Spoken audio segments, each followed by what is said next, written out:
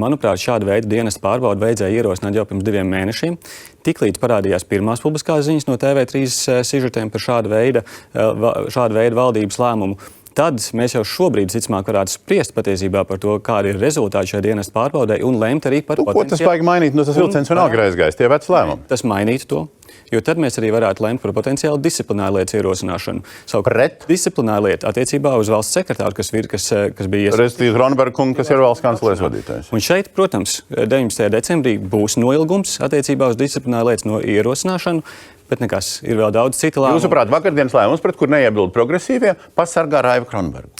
To mēs vēl redzēsim. Mēs neiebildām, jo mēs uzskatām, ka šādai dienas pārbaudei pavisam noteikti ir jābūt. Mēs pirmkārt patiesībā viņu rosinājām, lai premjera vai finanšu ministrs uzsāk viņu pēc tam, kad Krauzes kungs pateica, ka viņš to nedarīs.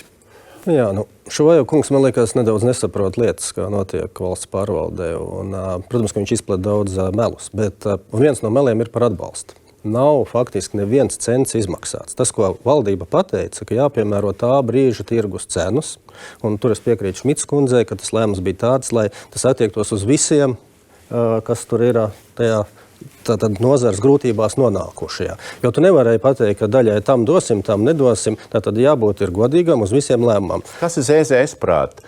Ko ir jāpārbauda? Šī gadījumā pārbauda. Pirmkārt, jau šī nav vienīgā pārbauda. Es arī vērsos ģenerāla prokuratūrā, jo man liekas, ka jāpārbauda tiešām, vai amatpersonas visā procesā ir pieņēmuši lēmumus tiesiski, ja ir tāda pārmetuma no valdības veidojumās. Tas arī prasa tiesiski vērtēt. Un arī šeit es saprotu, ka tas ir šī gadījumā tad ierošinot šādu pārbaudu. Man liekas, ka mēs aizrunājamies tomēr par tālu. Te pārbauda arī ierēdniecības rīcību atbilstoši esošai kārtībai.